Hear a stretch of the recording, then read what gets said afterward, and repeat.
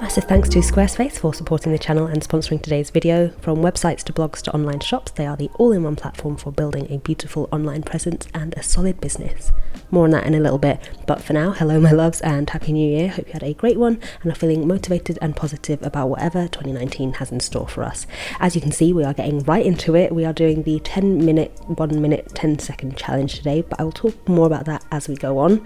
I'm just basically here making sure all my tools are at the ready. So I've got a mechanical pencil, I've got a pencil for shading, and I've got the fine liner that I normally use for line work. I've got my timer ready, out of breath already. It's a quick, fast-paced video today. And yeah, basically a little bit of hesitation here with starting, and then I got started with the very first drawing. So as you can tell, the whole point of this challenge is to draw something in 10 minutes, draw it again in 1 minute, and then to draw it again in the space of 10 seconds if you can. So with this first one, I decided I'd go in drawing a house because that is kind of my safe space, of course. That is something that I thought for my first time doing this challenge, having no idea, what I am capable of drawing in 10 minutes. A little house is kind of a dead cert for me, where I feel like I can give it my best go. So here I'm just starting to sketch it out, and I really wasn't sure how long 10 minutes would be. I wasn't sure how much effort and time to put into the initial sketch, but as always I just started with my usual process of sketching out a house, so just the big overall shapes at first and then kind of fleshing it out with a few more angles and bits and bobs as it went along. Also, when I got everything ready, I made sure to have a reference up. So again, this is one that I used Google Maps for, just to find a house. I think it was in San Francisco. It was actually an old reference that I had saved in just an old reference folder that I have. Like sometimes when I'm procrastinating, I will just spend a day going through Google Maps, Google Street View, and saving screenshots. So actually it's the pink house in my miniature houses series. It's from the same screenshot. This house was next door to it, but yeah, enough about that. Anyway, as I said, I started with a little bit of trepidation. I really didn't know what to expect from this. I've seen this challenge floating around for some time. I think the last person that I saw do it was Kesh, who did a fantastic job, so I'll leave his channel below for you to check it out. But you essentially only get a short amount of time to draw whatever it is that you've chosen to draw, and I don't think I've ever done anything with this much of a time limit before. Correct me if I'm wrong, maybe I have, but yeah, it's not something that I really am that used to, I guess. And normally my house drawing / paintings will take maybe 20 minutes, half an hour, so I'm not that far off with the 10-minute thing, and I got to realise that a bit more for this first drawing. I think having the time limit stressed me out a little bit at first, but as I went on I realised that I was kind of just drawing at my normal pace for this first one. As we went on, you'll see, wasn't that easy with the shorter time frame, but with this one I feel like I had a good pace going, and I don't know, I just felt like this would be a good challenge for loosening up a little bit, and just drawing without overthinking too much, and drawing without as much detail. So it was a good way for me to not kind of worry about the little things and making mistakes. I just had to commit to every single line, and if it wasn't perfect, that was fine, but you just have to keep moving, keep going, and this is a great challenge for that. I was constantly looking at the clock as well, the countdown, and yeah, it was a weird one because I couldn't really tell if I was as far as I should be at certain points. Like now it's 6:50 or whatever, and I wasn't sure if I don't know if I should be further along with the drawing at that point or not. I couldn't really envisage how the drawing would progress over the rest of that time and how much time each little bit would take. Here in particular, I was a bit confused about the roof. I was kind of ad-libbing at that point and not going along with my initial sketch so much, and so the lines weren't connecting where they were supposed to, but as I said, it's one of those things where you can't really dwell on the little mistakes. You can't let that stop you from carrying on, and I think that's a great way to learn to just keep going, because I feel like it's not a noticeable mistake. Like even looking at it now, I don't think you can tell that the roof isn't aligned where it should be or where it was in the sketch. So yeah, it's a good lesson in accepting the little errors and the little hiccups and continuing, and obviously in this case I got lucky and it did turn out looking okay. But even if it didn't, it's just something that you learn from, and the only way to learn from it is to carry on with it. As if you put the pen down as soon as you make a small mistake, you're not really going to achieve anything, or you're going to achieve stuff a lot slower. So at this point, I think it was going quite well, and apologies if the lighting is changing a lot in this video. I think we've just had the sun come out then. Yeah, it was a weird day where the sun kept going in and out, and it did affect the video a little bit. Hopefully you can still see the lines and everything properly.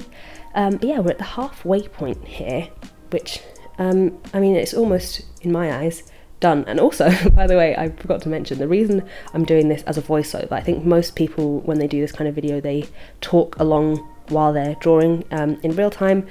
I couldn't do that. You guys have seen me talking and painting at the same time, or talking and drawing at the same time, and I talk really slowly and I draw really slowly, so I thought to give myself my best shot, it might be a bit of a cheat, but I won't talk while I'm drawing. I'll just do a voiceover after, which is proving to be a nice format, but I can tell that I'm talking quite quickly because I'm trying to fit in everything that I want to say, and I'm watching a countdown, so apologies for that. I know my fast talking can get a bit much sometimes, but I will make sure to caption the video as always.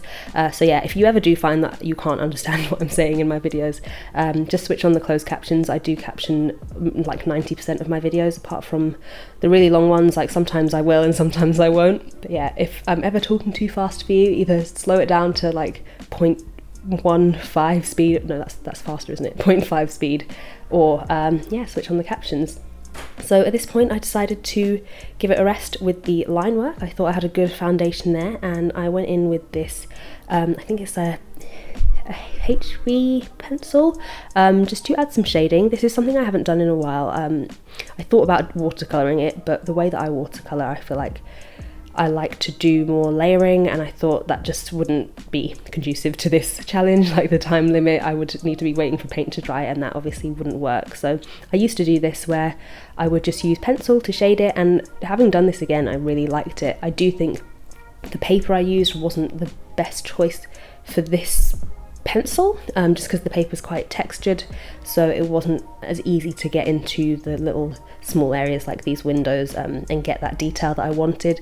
But I was able to go back in afterwards and redefine the lines. But if I were to do this again, I think I would use a different paper. I just used what was next to me at the time. This is the same paper that I've been using for my hue paintings, my like monochrome paintings.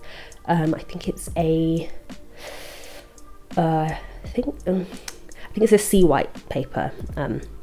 So it's relatively cheap, but also really good quality. But yeah, going in with some shading, and at this point, I think this is the moment where I thought, what else is there to do really with this? I still had 2 minutes left and felt pretty much done. The kind of initial rush was over, and the main body of the drawing was there, and everything else I was doing was just to add to, you know, what was already there.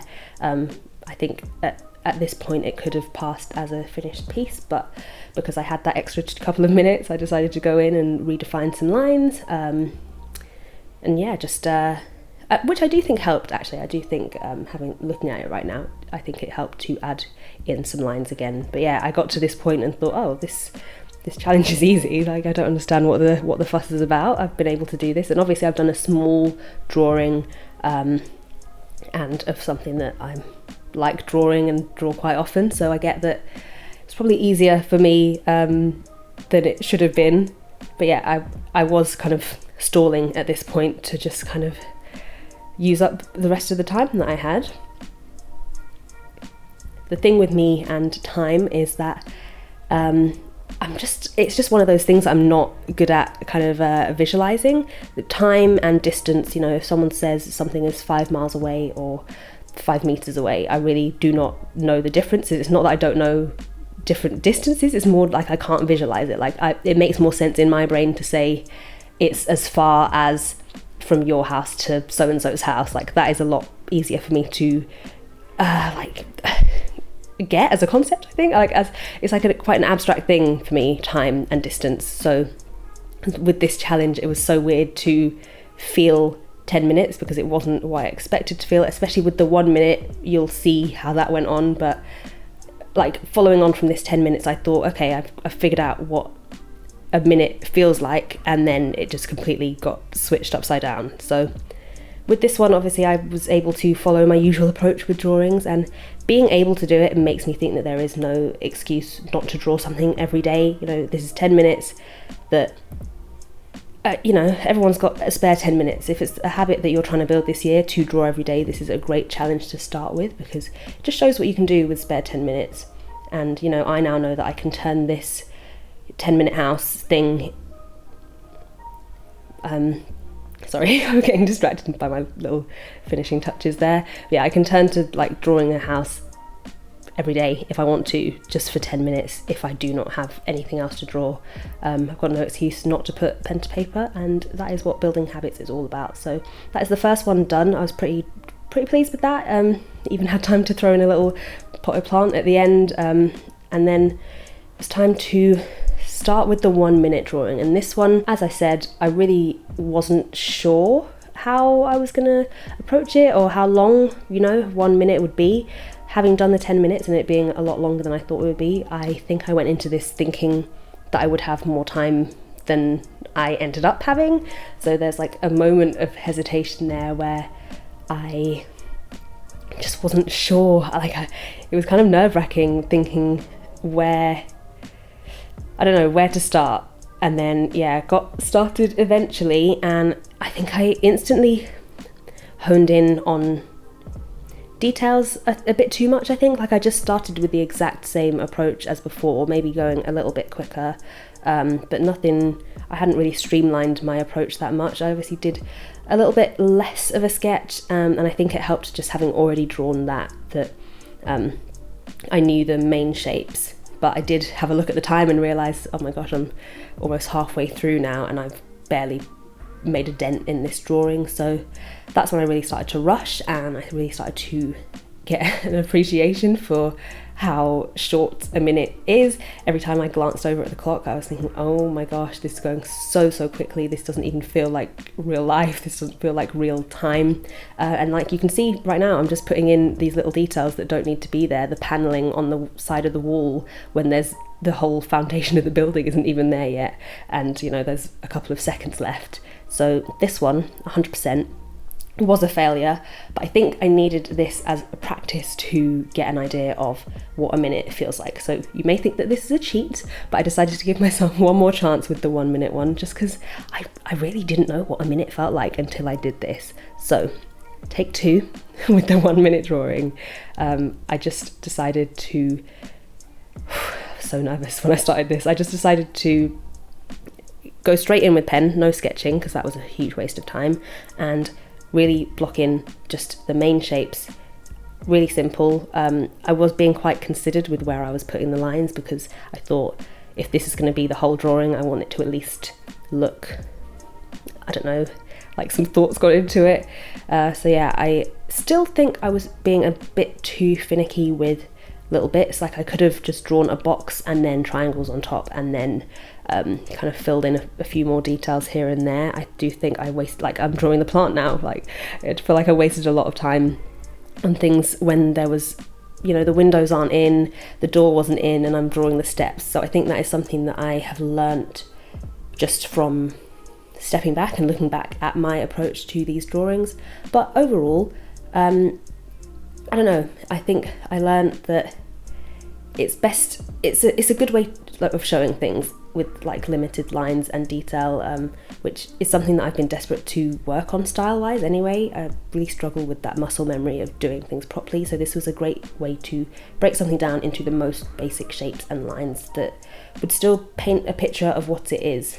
So with the final drawing, I did take a little bit more time to plan my approach and think about what very few shapes and lines would work. It's super basic, but it still reads as a house. I always thought this half of the challenge would be pointless, like this 1 minute or 10 seconds, thinking what can you get of value from a 10-second drawing. But what I learned is that this would be a great way for me to work on stylizing my work more and not relying so much on detail, just getting to know which shapes tell the story and being able to add style on top of that. I literally have been hesitating so long to do this 10-second drawing because I really spent a lot of time just thinking about how I would approach it. But anyway, I would encourage you to give this a go, even right now. Like after this video ends, it only takes a few minutes and I guarantee that you will enjoy it. I was, relatively happy with that. At least it looks like a house. And the three of them together, I actually think look pretty cool, all lined up.